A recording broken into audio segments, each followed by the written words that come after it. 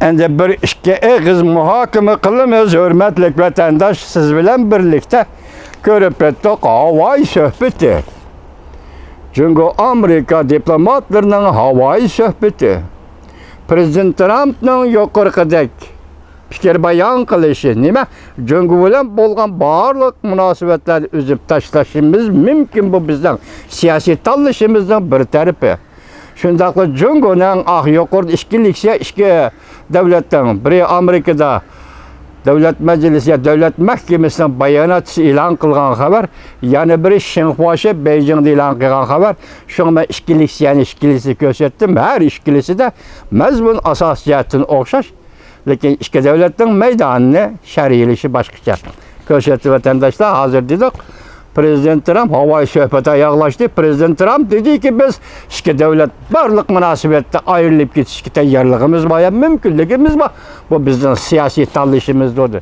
Bir yerdeki eğriye bazı yer Liuhe Efendi Jungo İktisat Soda Vekiller Ümiginin başlığı aynı çağdaki Liuhe Efendi üzü oturuğu çıkıp bizge bir keyfiyat yok. Yakın muhit etraflık yaxşı keyfiyat yok. İkincisi bizge arılışış köp bulup gitti. Mesela Amerika Qo'shma Shtatlarının arılışı iqtisodiy jihatdan cheklişi köp bulup gitti. Bundaq muhiti biz birinchi bosqichlik savdo kelishimini ijro qilishga mumkin bo'lmadi. Bu vazifaning huddisini chiqarmaymiz. Yeni oldu vatandaş. Havayda ikki diplomat sözleşiyotidir Beijing'de. Devlet Mahkemesi'nin ma'mur vaziri Liuhe Söhbət vəkili, iqtisad söhbət vəkili Liuhe yeni oldu. Dəlmi şundaq ki, 17. günü siz diqqət qılın, 17. günü Amerika Qo'shma Shtatlarının prezidenti Trump efendi Uyghur kişilik hukuk siyaset kanun layihəsini imza koydu. Təbriklədik başta, yana təbrikləyəm. Devlet Meclisi'nin azalarına rahmet. Amerika xalqiga rahmet. Prezident Trump hükümetiga rahmet. Prezident Trump hükümeti yana shundaq rahmet aytaman ki hozir Uyg'ur kimlik krizisi. Uyg'urning kimlik krizisi avjalayotgan shundaq paytda sen Uyg'ur bugungi qonun loyiha Uyg'ur kishilik huquq qonun loyihasi. Siyaset kanun layihasi. Ben şunun üstüne imza koydum. Senin ismin Uyghur. Zatın Uyghur. Vatanın Uyg'uriston. Sen dünyada bir yegane milletsen. İsmin Uyghur. Vatanın Uyg'uriston demsen Uyghur. Bugün ben muş isimnin üstüne imza koydum. Qanday hech qasini o'zgartirmaysiz efendiler. Ben aytyapman bu gapni, hech qasini o'zgartirmaysiz. Rahmat. Hazır kanunu ben icra kıldım, ben makullattım, talaştat. Rahmet sizlerge efendiler karanlar. Tünügenki Türkistançılarının bugün Amerika Kongresi'de Uyghur degen isim bilen kanun makullatkanlığını tebriklemey turgulu bulam dikine, alkışlamay turgulu bulam dikine, medihlemey turgulu bulam dikine, evvel şuna Amerika Qo'shma Shtatlar. Prezident Trump hükümetiga Amerika Qo'shma Shtatlar Davlat Meclisi a'zolariga tillay rahmat ustiga rahmat aytamiz. Birinchi qadam Uyg'ur siyosatining tarix sahnasiga, siyosat tarixining sahnasiga Uyg'ur degan ism bilan chiqdi. Uyg'ur siyaset sahnasidan ayrılgandan başlap özünün vatanida Uyg'ur degan ismidan ayrılıp qolgan bu millet bugün özüne tarixning buron chapqunlari ichida tepib oldi. Özüne qaytadan bayqab oldi. Özlükni tepib oldi. Kimlikni tepib oldi. Uyg'urning eng zaynizam davlatni asli keltirish engini tepib oldi.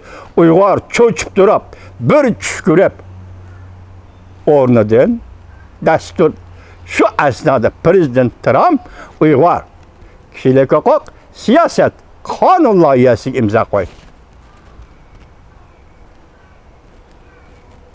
Bunu doğruda biz size yan leksiya sözleyimiz, yan davamlı leksiya sözleyimiz, endi yol açıldı. Endi davamlı sözleyimiz, endişimiz yok. İmza koyulup oldu Prezident Trump'ın imzayı. Bu millet Uyghur. Özdeki buyucu Uyghur. kimliki buyucu Uygur, vatani buyucu Uygur. Başka laneti isimlerden bu isimle koşuluşu ruhsat yok. Uygur. Uygur. Vatandaş Uygur. Endi vaziyetin özü keleyli Cumhur hükümeti yeni aldı. Hazır birinci basqıçda kelişimni icra qilishdi yeni aldı. Endilikte Amerika Qo'shma Shtatlarının davlat siyosatida qanday o'zgarish bo'ldi? Tashqi siyosatda qanday o'zgarish bo'ldi? Bunga qaraymiz. Leksiyalar kelimiz, leksiyalar tayyorlaymiz, sizlarga so'zlaymiz. Hozir Havoydagi suhbatda bir aytishda ikki taraf bizning maydonni shariyli dedi. Orliqda bir jumla sizlarga aytdim. Ikki davlat rahbar diplomatlarining Havoydagi suhbati bekorga o'tmadi.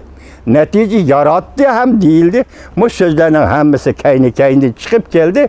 Demek bu sohbetin yaxşı yamanlığı hazır iki devlet hükümetlerine taalluk aşkarlanan bir cümle, iki cümle söz ibarlardan qaraganda bulup mu?